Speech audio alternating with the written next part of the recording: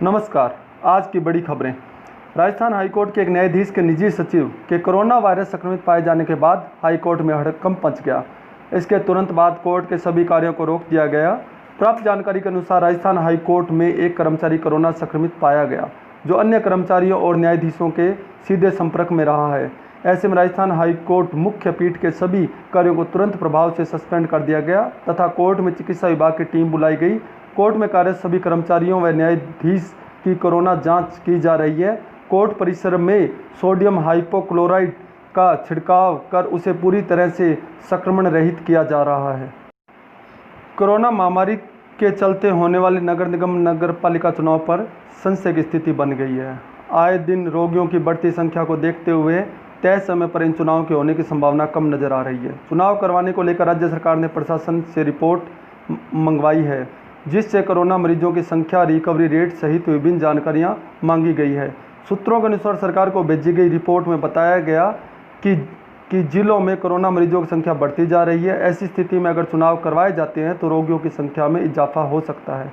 गौरतलब है कि पार्षद के चुनाव में मतदान प्रतिशत भी अधिक रहता है और प्रत्याशी एक एक वोट के लिए प्रयास करते हैं, इसलिए मतदान केंद्रों पर भारी भीड़ रहती है। ऐसे में सोशल डिस्टेंसिंग की पालना नहीं हुई तो संक्रमण बढ़ने का खतरा ही रहेगा।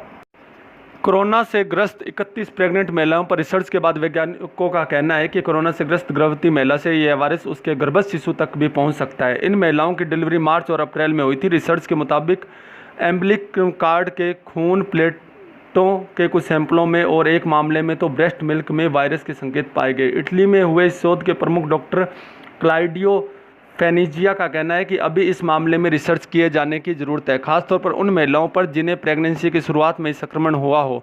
इस महामारी की शुरुआत में डॉक्टरों को ये समझ नहीं आ पा रहा था कि वायरस भ्रूण तक किस तरह पहुंच सकता है। चीन की पहले दी गई कई रिपोर्टों में ये बात कही गई कि कोरोना भी HIV, जीका और अन्य वायरसों की तरह भ्रूण को प्रभावित कर सकता है। इटली के उत्तरी क्षेत्र के 3 अस्पतालों से महिलाओं को इस अध्ययन में शामिल किया गया। शोधकर्ताओं को अम्बिलिकल कार्ड के ब्लड और दूध में विशेष एंटी कोरोना वायरस एंटीबॉडीज़ भी मिले हैं। वहीं एक मामले में एम्बिलिकल कार्ड के ब्लड और प्लेसेंटो में वायरस पाए जाने की वजह से जन्म से पहले ही एक शिशु के कोरोना से ग्रस्त होने के मजबूत प्रमाण पाए गए हैं।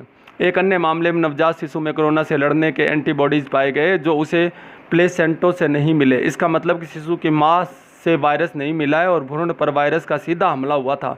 फेनिजिया ने कहा कि इस महामारी के दौर में प्रेग्नेंट महिलाओं को सभी दिशा निर्देशों सख्ती से पालन करना चाहिए और सोशल डिस्टेंसिंग का पूरा ध्यान रखें, मास्क पहनकर रखें और हाथों को बार बार धोती रहे। केंद्रीय माध्यमिक शिक्षा बोर्ड CBSE द्वारा कोरोना वायरस संक्रमण महामारी के मद्देनजर अपने पाठ्यक्रम में कमी किए जाने के बाद राजस्थान सरकार ने भी स्कूलों में कार्य दिवसों के आधार पर बच्चों के लिए पाठ्यक्रम कम करने का फैसला किया है।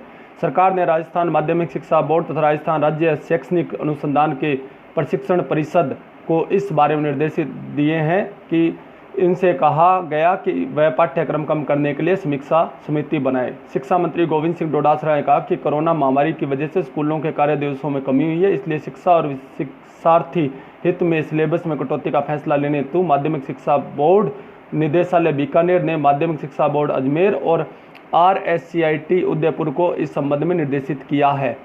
डोटासरा के अनुसार इस बारे में बहुत जल्दी अंतिम निर्णय लिया जाएगा। शिक्षा मंत्री और स्कूली शिक्षा निदेशालय हर साल कार्य दिवसों की सूची जारी करता है, लेकिन इस अकादमिक वर्ष के लिए अभी यह जारी नहीं की गई।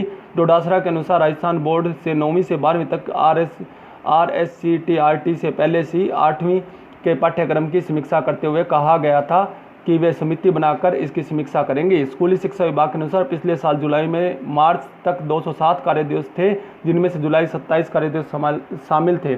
अगर स्कूल जुलाई के बाद ही बंद रहे तो कार्य दिवसों की संख्या और कम होगी। विभिन्न रेल फेडरेशनों द्वारा रेल मंत्री पीयूष गोयल और रेलवे बोर्ड अध्यक्ष विनोद यादव के साथ एक बैठक आयोजित की गई। इस बैठक में NFIR के सहायक महामंत्री अशोक शर्मा ने बताया कि राघवैया ने बैठक में कहा कि यदि निजीकरण और पदों को समाप्त करने का निर्णय रेलवे ने तुरंत वापस नहीं लिया तो अनिश्चितकालीन हड़ताल शुरू की जा सकती है। अशोक ने बताया कि मंत्री ने कोई भी निर्णय लेने से पहले फेडरेशन को विश्वास में लेने का आश्वासन दिया है।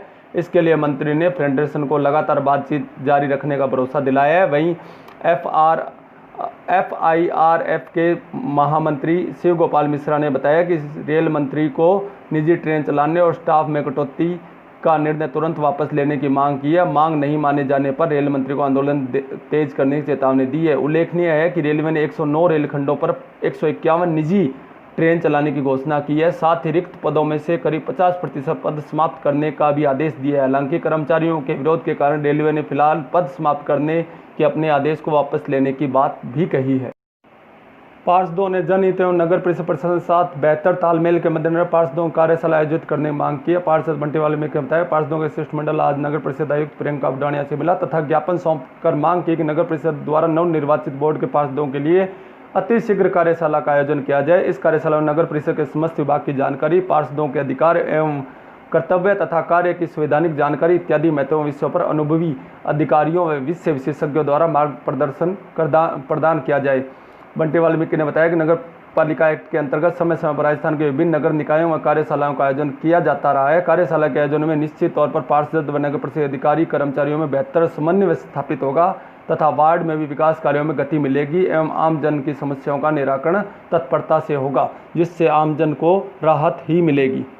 अखिल राजस्थान राज्य कर्मचारी संयुक्त महासंघ के जिला सचिव ने राजस्थान पंजाबी भाषा अकादमी के अध्यक्ष पद के लिए वरिष्ठ कर्मचारी नेता कुलदीप सिंह केपी को नियुक्त करने की मांग की है। कर्मचारी महासंघ के जिला सतीश शर्मा ने मुख्यमंत्री और उप मुख्यमंत्री को पत्र भेजकर कहा कि नियुक्ति हेतु विचाराधीन नामों का पैनल राजस्थान सरकार के समक्ष अंतिम निर्णय हेतु विचारनार्थ प्रस्तुत है।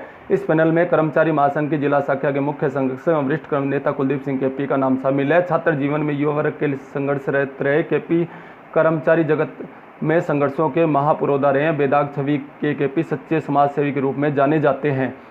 कर्मचारी महासंघ के जिला सतीश शर्मा ने पत्र में मांग की कि पैनल में कुलदीप सिंह केपी के नाम का चयन किया जाकर राजस्थान में सर्वाधिक पंजाबी बाहुल्य वाले जिला श्रीगंगानगर की मिट्टी में पले बड़े व आजीवन प्रत्येक वर्ग के हकों के लिए संघर्ष करने वाले वरिष्ठ कर्मचारी नेता कुलदीप सिंह केपी को राजस्थान पंजाबी सभा अकादमी के अध्यक्ष पद नियुक्त किया जाए।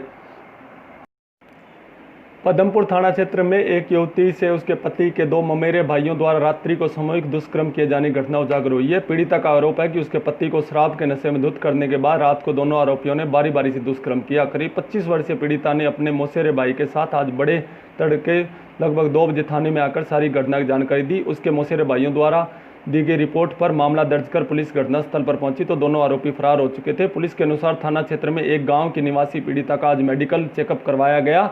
दोनों आरोपी युवकों ललित निवासी रत्तेवाड़ा, सुधीर निवासी श्रीगंगानगर की तलाश की जा रही है। पीड़िता ने बताया कि उसके पति के दोनों ममेरे भाई हैं 8 जुलाई की शाम को घर आए थे। रात को पति के साथ दोनों ने शराब का सेवन किया। ललित और सुधीर ने उसके पति को ज़्यादा शराब पिला दी जिससे पूरी तरह से नशे में धुत हो गया। पीड़िता के मुताबिक उसने तीनों को खाना बनाकर खिलाया। रात को सभी घर के बरामदे में सो रहे थे। देर रात को सुधीर और ललित ने उसे पकड़ लिया और अंदर कमरे में ले जाकर डरा धमकाकर दुष्कर्म किया। पति नशे में धुत होने के कारण उसे कुछ पता नहीं चला। पुलिस और मुताबिक पीड़िता के पड़ोस में ही उसका मौसेरा भाई रहता है जो दूध का काम करता है। मौसेरे भाई द्वारा दी गई रिपोर्ट के आधार पर धारा 376D के तहत मुकदमा दर्ज किया गया है। मौसेरे भाई ने बताया कि वह कल गुरुवार सुबह जल्दी दूध सप्लाई करने चला गया था। शाम 4 बजे वापस आया तो मौसेरी बहन ने रात को अपने साथ हुई घटना की जानकारी दी।